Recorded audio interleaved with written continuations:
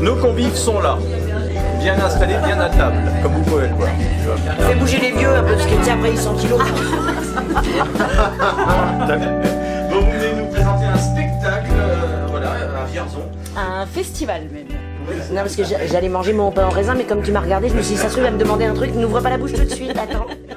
Une année riche en vélo. Cette année, le Tour de France, cette année, c'était même l'année dernière, au mois de juillet. Passage du Tour de France à Vierzon quand même. Exactement, de Vierzon jusqu'au Creusot.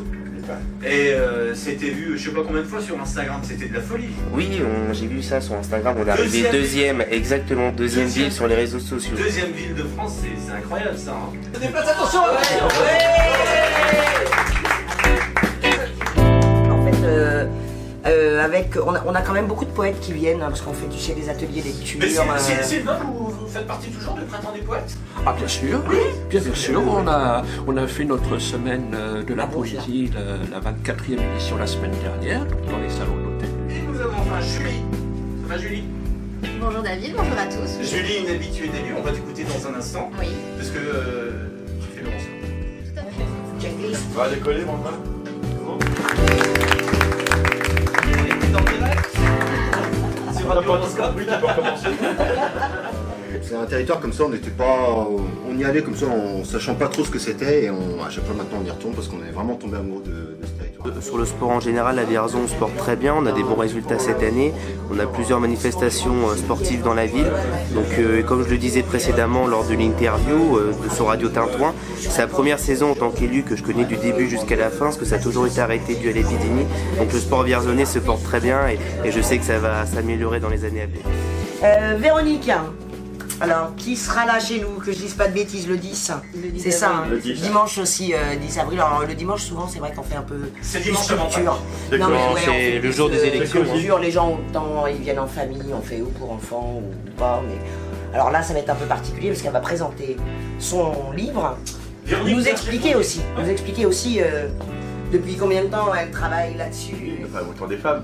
On a fait le 6 avril, dans le cadre de la journée de la femme, alors un petit peu en avance, Le 2 6 jours en mars, avance. le 6 mars. Le 6 mars. Oui, parce que je me disais, là, Jean-Pierre, t'as pris de l'avance. Le 6 mars. Et retour vers Tu vois, alors là on est très nombreux sur la table, du coup le micro est très très loin et tu sais que je suis toute petite. Ah, vas-y, Jean-Pierre. La veille, le 2 avril, Oui. au Café Aubéry, il y a Stéphane Branché qui vient présenter les chansons de McNab. On a qui pour m'aider vraiment alors? Faut voir avec Jean-Pierre. Là t'es sûr de pas être payé.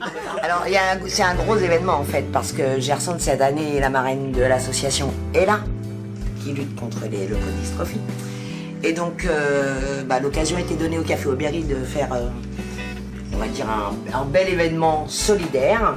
Donc elle vient vendredi pour un super concert au profit de l'association. C'est elle qui a eu l'idée que tous les sous récoltés potentiellement puissent aller à cette association.